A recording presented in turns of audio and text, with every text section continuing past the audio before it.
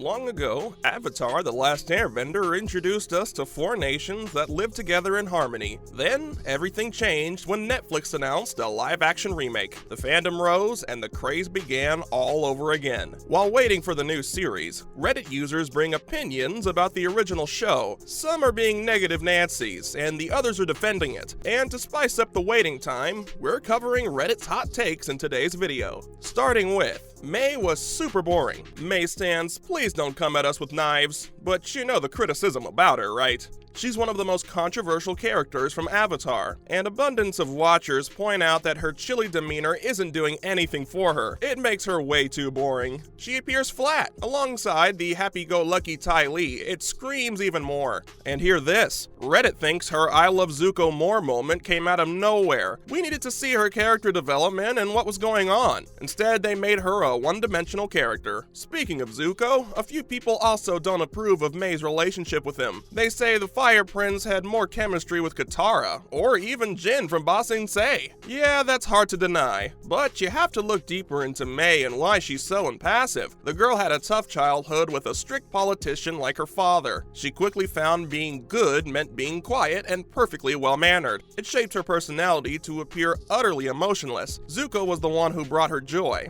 and that's so cute. And don't you dare forget, she's insanely talented. Not just the new Fire Lord's girlfriend, the girl ranks sky high on the non-Benders fighters list from the show. Let's talk about Hama and her evil actions. When we met Hama, she was a harmless and kind grandma, offering refuge to our team Avatar. Then she went from an unfortunate war prisoner and waterbender to a scary as bloodbender in no time. Watching her control people like puppets was downright awful. That's why we've always taken her as a deadly villain. But Reddit user, the soyest boy around, disagrees. They say the makers did her dirty. Given her background, she's not as evil as the show or fanbase make her out to be. We could see the user's point. Hama was ripped from her home, kept as a prisoner for so long, and treated harshly by the Firebender army. Bloodbending became a necessary evil, her salvation and the key to freedom. On the contrary, taking out her vengeance on innocent villagers was not okay. We can't forget that she abducted and treated them the same way she was kept. Just because they belong to the Fire Nation? Doesn't sound right. Katara and the gang had to treat her as they did. The show even showed how difficult it was for the young waterbender to subdue the older one. In the end, Hama went down a dark path from where there was no coming back. Up next, Katara talked about her mother way too much. Now this one pinches a bit. Some viewers felt the Southern Water Tribe girl talked about her mother excessively. They think she overdid it. Here, the user Dark Avatar 1 comes to her rescue. They defend Katara, saying we can't forget that she saw her mother get murdered as a child.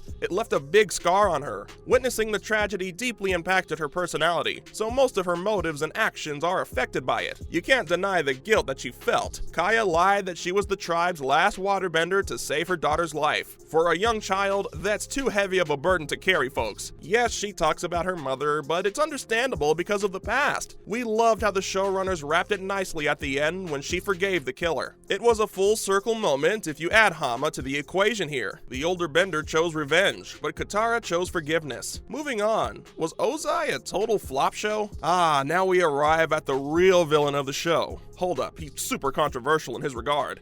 Many people thought he wasn't the ultimate big bad wolf the show made him out to be. Wait, we aren't defending him at all. Instead, we're saying he could be badder. He's supposed to be the most intimidating and wicked. Unfortunately, for him, other villains like Azula, Admiral Zhao, and Long Feng heavily overshadow him. All the hype they created about Fire Lord Ozai's tales of evilness didn't live up to the actual character. He ends up being flat compared to the rest of the evil crew. What's more, his lack of backstory contributes to the flatness. We don't understand his motives and why he's carrying on the war legacy just for the sake of it. A bit of character development would have given him a boost. But Ozai's got defenders on Reddit. They say the character fits perfectly as a rotten to the core person compared to a pacifist like Aang. He burned his son's eye off as a punishment, used his daughter just as a pawn, and was ready to kill a mere 12-year-old kid? How much worse do you want him to be? As for more character depth, Ozai didn't deserve any. It sounds sounds weird, but hear us out. The Fire Lord needed to be the worst of the worst. That way we understood the significance of Aang's final action. He showed us that killing isn't the answer, even if the person is as evil as Ozai. What's more, Zuko isn't a legendary firebender. Again, invoking the wrath of Zuko fans, this Reddit user had an interesting opinion. Let My People Joe doesn't think the Fire Nation Prince is a spectacular firebender. Zuko's not as talented at the skill as his sister.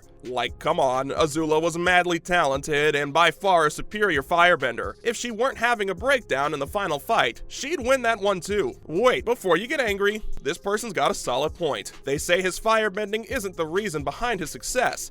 His sheer hard work, determination, and righteousness ultimately made him the Fire Lord over his more skilled sister. Talent isn't always the key to success, and Zuko proves that. So, all you people who think just because they're not as talented as others, they can't succeed, should take a leaf out of his book. Hard work can trump talent, and that's something to think about, thanks to this wise user. Now for the unrealistic Air Nation eradication. Avatar: The Last Airbender was supposed to be a kid's show.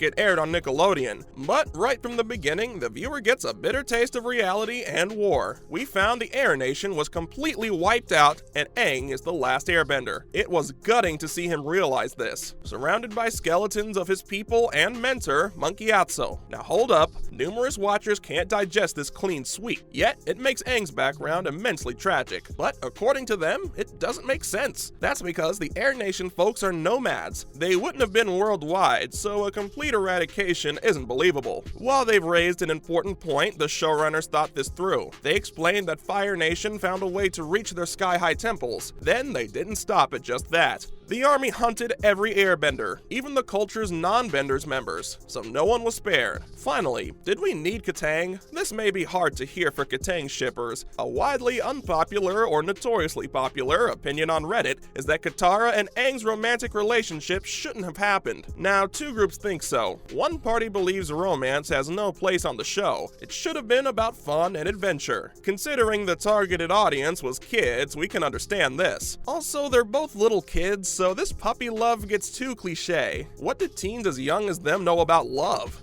Then again, they have been through stuff most children haven't. The show dealt with super mature themes, so why exclude romance? As for the other party, they just hate the couple and think Katara would be much better with Zuko. And hear this, a few folks think Aang would be better off without her. According to Reddit's Johnny_Rain, the Avatar runs off because of a crush, rather than learning about the Avatar spirit, on which the world's fate depended. If Katara weren't in the picture, the Airbender would have mastered his spirit much earlier, becoming more powerful, so she kinda held him back. But again, this emphasizes power isn't everything. Relationships matter. It shows Aang's big heart and unwillingness to escape the world. How could you be a bridge between spirits and humans if you detach yourself from the world and your loved ones? No matter these hot takes, the show was ahead of us every time. Their every approach had a bigger meaning. More than a decade later, it still amazes us. Fingers crossed the live action does justice to the original masterpiece. And that's a wrap. Do you agree with these hot takes, or do you have any of your own? Let us know in the comments below. If you liked the video, give us a thumbs up and don't forget to share. Subscribe to our channel for more ATLA content like this. We'll see you in the next one.